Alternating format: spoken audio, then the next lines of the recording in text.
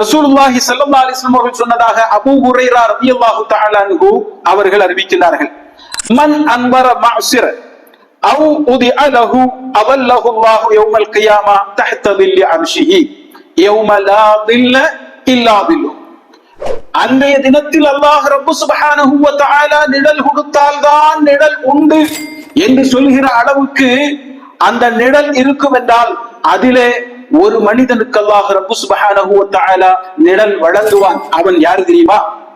அவன் தன்னிடத்தில் கடன்பட்ட ஒரு மனிதனுக்கு அந்த கடனுக்காக வேண்டிய கால அவகாசத்தை நீட்டிப்பாக்கி கொடுக்குகிறான், அல்லது அவனுடைய கஷ்டத்தை பார்த்து அந்த கடனை விட்டு தள்ளுகிறான். என்ன செய்தி? நல்ல கவனிக்கணும். இன்னைக்கு கடன் வாங்கக்கூடியவர்கள் இல்லை என்று சொல்ல முடியாது. எல்லா காரியங்களுக்கும் கடன் வாங்கப்படுகிறது. கடன் வேணுமா வேணுமான்னு சொல்லி வந்து கடனை நம்ம மீது திணிக்கக்கூடிய கம்பெனிகளும் இருக்கிறது.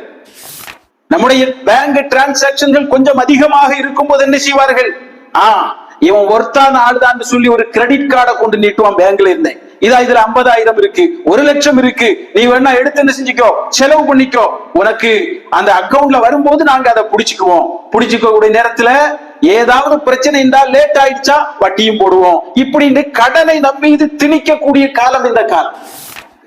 ஒரு சில மக்கள், அதாவது அவர்களுடைய அந்த மோகம், அதிமோகம், எதற்கு?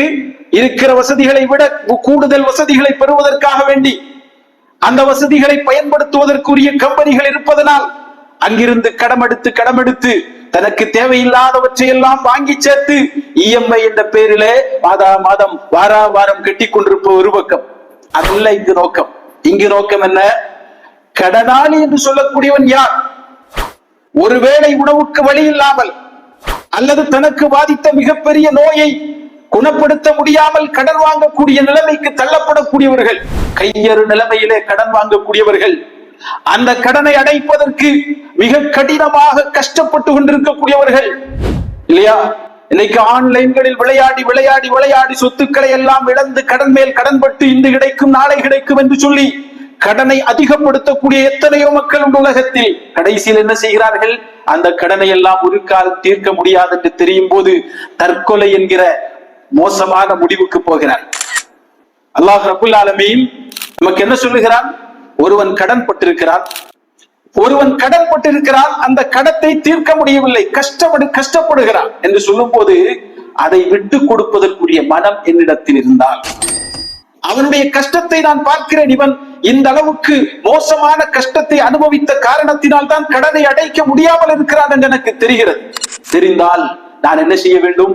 அந்த கடனை விட்டு கொடுக்க வேண்டும், அல்லது அந்த கடனுக்கு சற்று கால அவகாசம் கொடுக்க வேண்டும். அப்படி செய்தால் ஒரு நிழலும் பலனளிக்காத அன்றைய தினத்தில், நாளை மறுமையில் அல்லாஹ் ரப்பு சுப்ஹானஹு வ தஆலா அவனுடைய பிரத்யேகமான அந்த நிழலை அவனுக்கு வழங்குவதாக அல்லாஹ்வுடைய தூதர் ஸல்லல்லாஹு அலைஹி வஸல்லம் அவர்கள் சொல்கிறார்கள். சகோதரர்களே, கடன் என்பது நாம் தேடி போய் கண்டிப்பாக வாங்கக்கூடாது. எனக்கு தேவையில்லாத விஷயங்களுக்கு நான் கடன் பட்டு கடனாளியாக நான் இறந்து போகக்கூடாது. இறந்து போய்விட்டேன் என்று சொன்னால், கடனை வைத்து விட்டு என்னுடைய சௌகரியங்களுக்காக கடனை வாங்கி இறந்து போகக்கூடிய நான் அந்த கடனை மீட்ட முடியவில்லை என்று சொன்னால், நபிகள் நாயகம் ஸல்லல்லாஹு அலைஹி வஸல்லம் என்ன செய்தார்கள்? ஜனாசா தொழுவதற்கு கூட சம்மதிக்கவில்லை. நீங்கள் தொழுது கொள்ளுங்கள் என்று சொன்னார்கள். அப்ப அந்த அளவுக்கு கடன் முக்கியமானது.